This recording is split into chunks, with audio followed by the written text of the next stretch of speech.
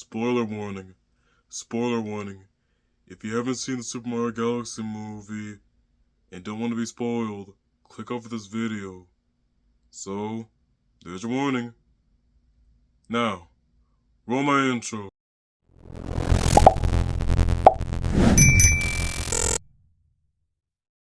Woohoo! How you doing, Hondo Nation? Lord Hondoku's here, and this is my review on the Super Mario Galaxy movie. I just got done watching the movie on Sunday with my boys, and I really gotta tell you guys, it was a fun watch. It really was. I enjoyed it, but could have it been better? Yeah, it could have. But at the end of the day, it's a Mario movie. It's supposed to be fun.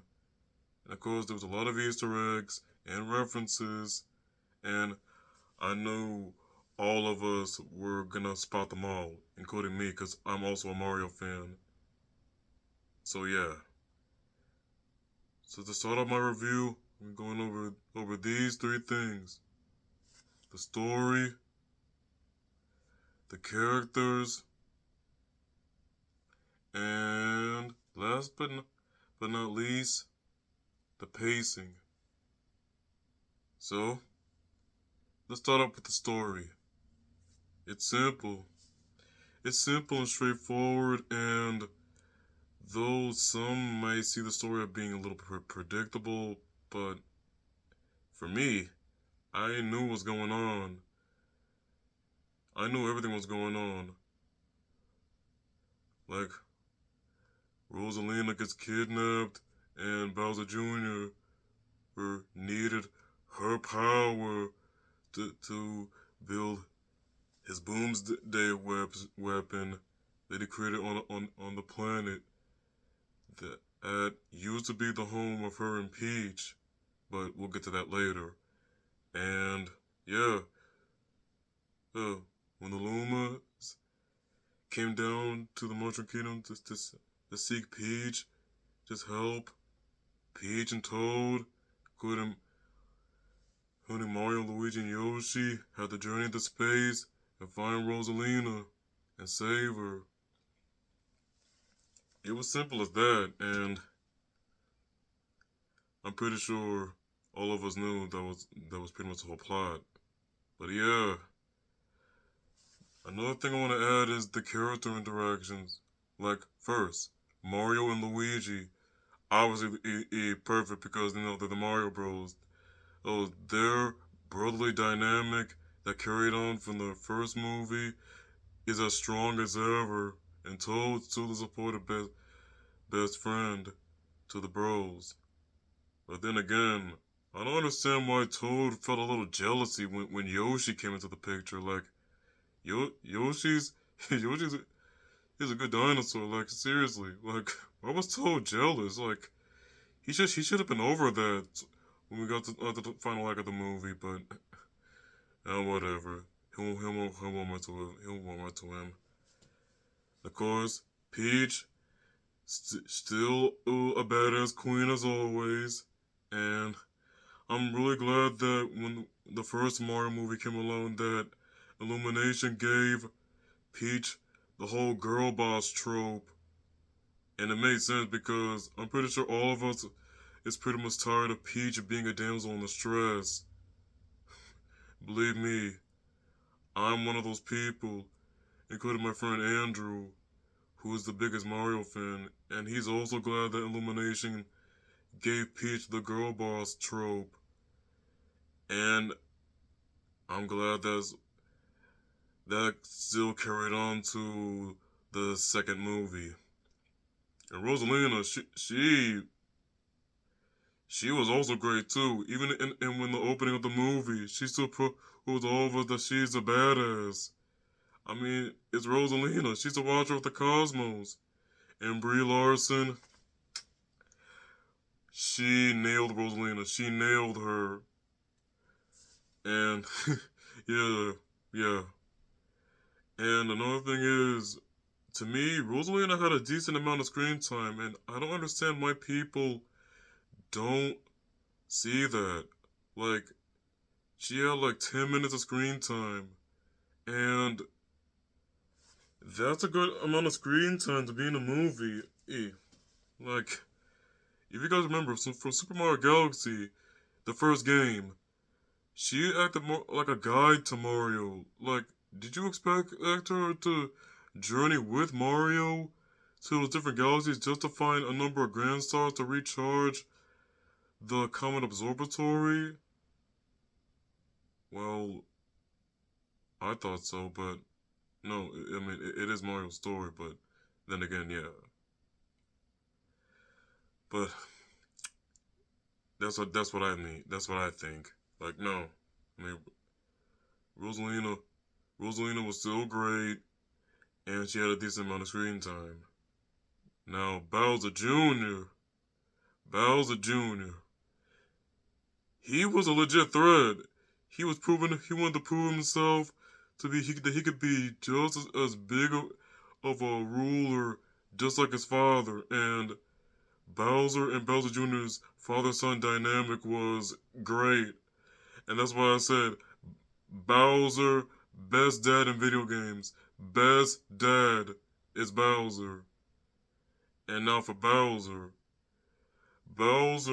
he was wrestling with his emotions throughout the movie. Like I did like that. Plus, he he literally sacrificed himself to the Honey Queen so that Mario, Luigi, and Yoshi could go. But then again, I knew he wasn't gonna stay in the Honeybee Galaxy for long. But then again, after bonding with Mario, Luigi, and Yoshi for a bit, Bowser did see that they weren't bad guys. But then again, yes, at the end of the day, Bowser will always be Mario's nemesis. But then again, there is still good in Bowser. There's still good in him. But he's still. But then again, it's Bowser. And Jack Black still nailed it as Bowser. He still nailed it as Bowser, just like in the first movie. Now, the biggest reveal that I did not expect, and I wish it should have been a huge surprise if it hadn't been announced before the movie released. The reveal of Fox McCloud, the leader of Star Fox, in a freaking Mario movie. I was not expecting, like, Fox? Wow. wow. I gotta be honest. That was the coolest reveal I've ever seen in a movie. Fox Fox stole the show next to Yoshi. Yeah, next to Yoshi, Fox also stole the show.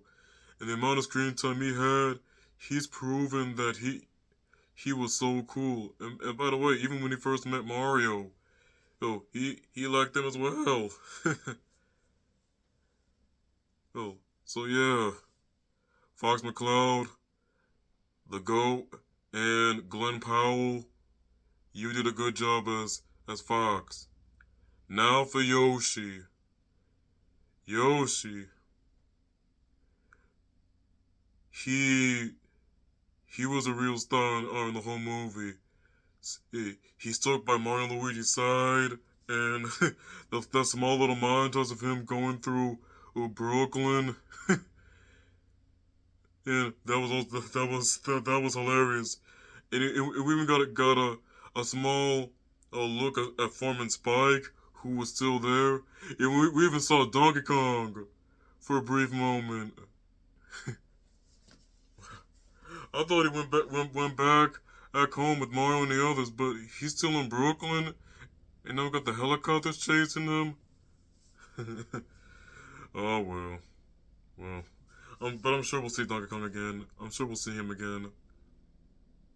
But Yoshi, he still saw the show in all the scenes he was in. Now, the next dynamic was Mario and Peach. Like, I know Mario likes Peach, Like, and even Luigi added like a whole wingman to him, to his big bro. Like, I was not expecting Luigi to be to be a wingman, but I like that.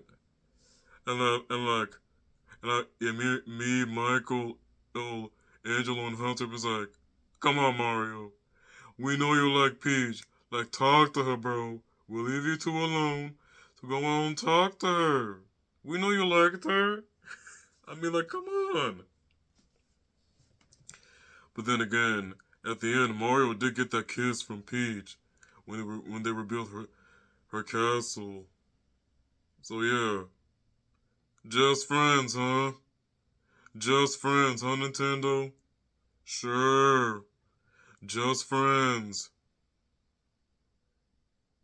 And like I said before, Mario and Peach, they are a couple. And I know that their relationship is starting to like blossom a little bit in it, but we just gotta see more. We just gotta see more, you know? But now, the one thing that did surprise me in this whole movie was the reveal of Peach and Rosalina being sisters. Did that? Do I think that messed up the Mario lore? No, not at all. I've had a feeling that there were a lot of similarities is between both of them, and Peach being a little star god when she literally looks human was something I wouldn't expect at all. And the very thought that Peach and Rosalina created a whole world with the Stardust coursing through their bodies, and then Bowser Jr. terraforming their home into a planet made for him and Bowser was something else too, considering, like I said before, Bowser Jr. needed Rosalina's power to build his Boomsday weapon so he and Bowser can destroy the universe and remake it. But I love that. I love the fact that Peach and Rosalina are sisters. Well, then again, we know in the first Super Mario Galaxy game that it was said in Rosalina's story that she had a brother, not a sister. But I don't think that will still mess up the Mario lore. But it's cool with me. So there's that. And the music was also great. We got a lot of references to the Mario music in the game. Like I even heard Jump Up Superstar from Odyssey, and we saw a lot of references from like Mario Odyssey, Mario World, and Yoshi's Island, and yeah, a majority of other Mario games were crammed into that movie. But hey, I spotted all the Easter eggs and the references, and I had no problem with it. So the pacing, yeah, like I said, the pacing of the movie was, simple and straightforward, like to the point. So there's that. In conclusion, what's my final thoughts on this movie?